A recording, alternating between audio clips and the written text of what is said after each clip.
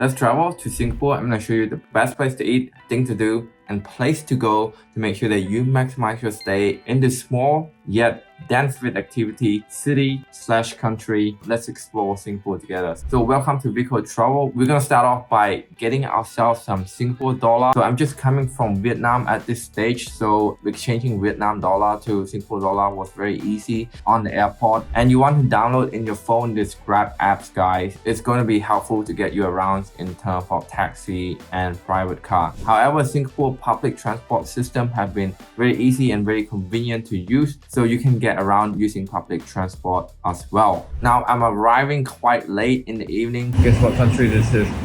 After you land on the airport, everything is so clean.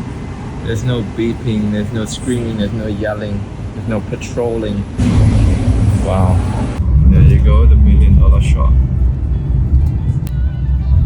So the next thing that we do is that we head over to Chinatown. So as you can see here, half of the store is already closed, which is very surprising because I was there at around 9:30 p.m. local time. And after getting some Indian food from Chinatown, we'll call that a day. And what I like about Singapore is that you have a mixture between Indian, Malay, and Western culture. So you really have this diverse foods and culture that you can enjoy in just one small place, right? Now, on our way back to our hotel, we get to walk past the biggest structure, which is the Sky Tree and Botanic Garden. But again, it's late night, it was very quiet. We really just get lost in terms of direction, so we don't know what to do. But on the bright side, we get to enjoy the entire place to ourselves. The view was amazing, guys. And the next day when I was waking up, I received a notification saying my shop has a $3,000 sale. So that was a great start of the day. So what we did on that morning is to head over to this riverfront town. It's called Clarke Quay.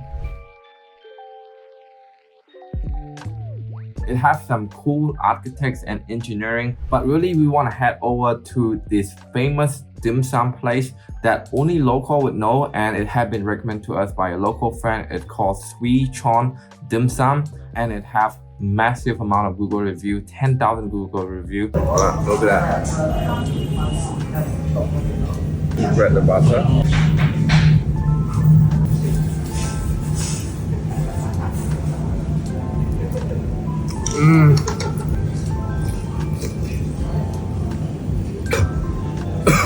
Oh, that's really spicy.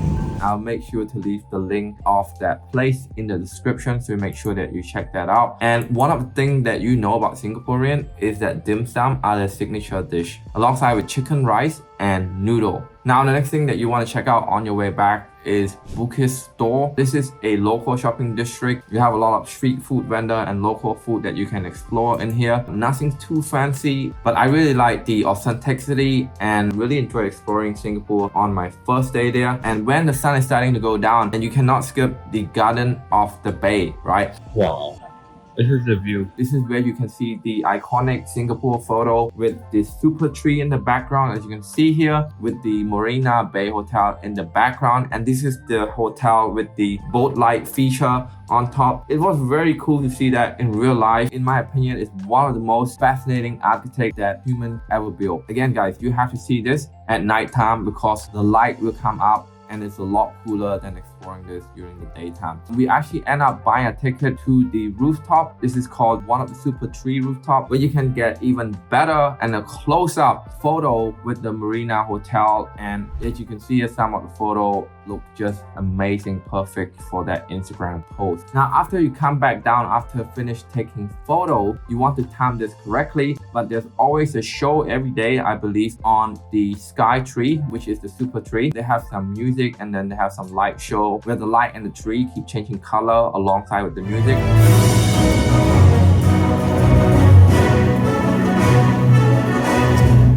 And on top of the Sky Tree, you have an amazing cafe where you can actually eat your favorite sweet and your favorite dessert. Wow, so good.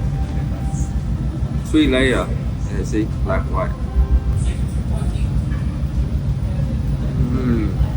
Overlook overlook Singapore from the top with its night view and night light. And after that, we take a walk to the Marina Hotel and visiting the Singapore casino. But obviously, we can't film too much in there in the casino. Let's win some money, guys. Let's go and win some money. Now, one of the popular things to do at night in Singapore is to enjoy the street food. In our case, this is happening in Satay Corner. Everyone in Singapore know about Satay Corner.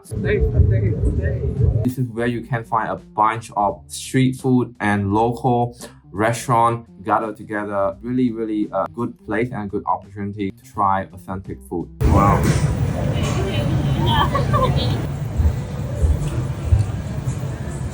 Now, if you're wondering why I'm going quite fast in this location, because Singapore are very small. You can really get to these places 4, 5, 6, 7 places in just one day, given that you don't spend too much time in each of them. So we're gonna finish that day off with our stomach quite full. However, the next day, we want to head over to Universal Studio, which is a theme park just like Disneyland. But this is, I guess, the Singapore version. Let's go. During the time when we go, it's around October, so there's a lot of Halloween decoration up there.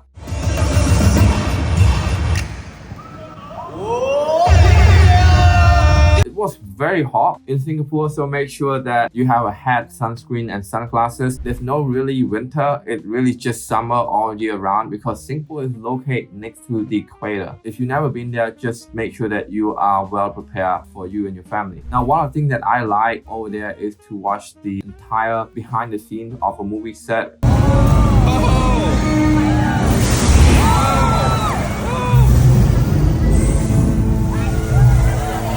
And then next to the Universal Studio, you can actually spend the whole day there. We actually managed to squeeze in the Singapore Aquarium. This is around $40 to $60 per person. And with the Universal Studio, it's like $60 to another $80. So you'll be looking at around $150 USD per person to enter this two place. The aquarium was really big, was very amazing.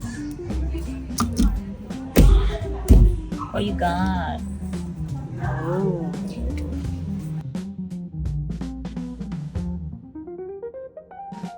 Oh my god, I love jellyfish.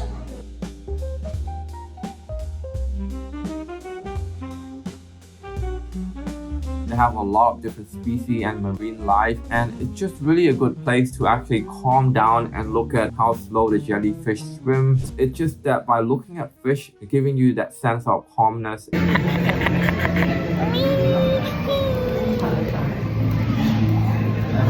Everything is worth it. If you have time, you should really go to the other side and visit the aquarium. And at night, we want to head over what we call the Merlion Bay. This is another riverfront where it has the iconic lion head spraying out water. And one of the famous photos people like to take is when you open your mouth and actually, drinking the water or receiving the water from the lion.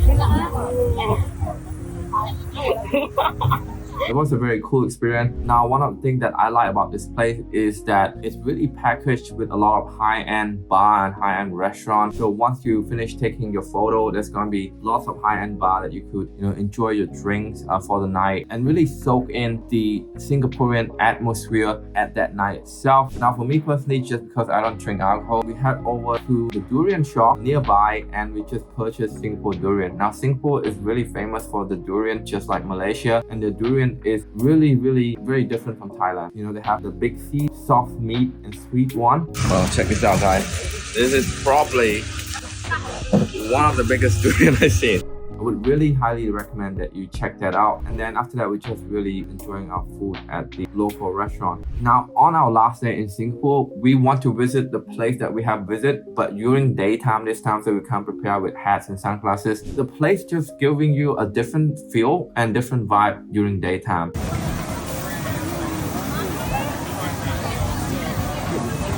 It's also the photo itself, you can see here, it just looks so different between daytime and nighttime. And we managed to book ourselves a boat cruise. I believe it was $10 per person to enjoy this boat cruise that go around the river to show you different parts of Singapore.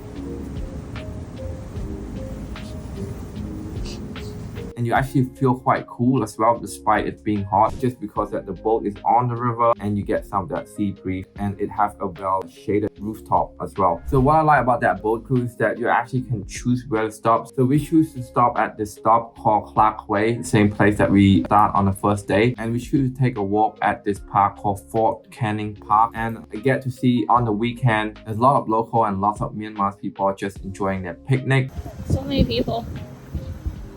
And then we just have our dinner at the riverfront at Clarke Quay. This is oxtail.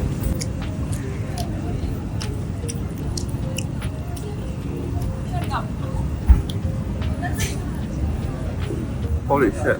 Like the texture is really good, even the tofu. I think this is why they Michelin.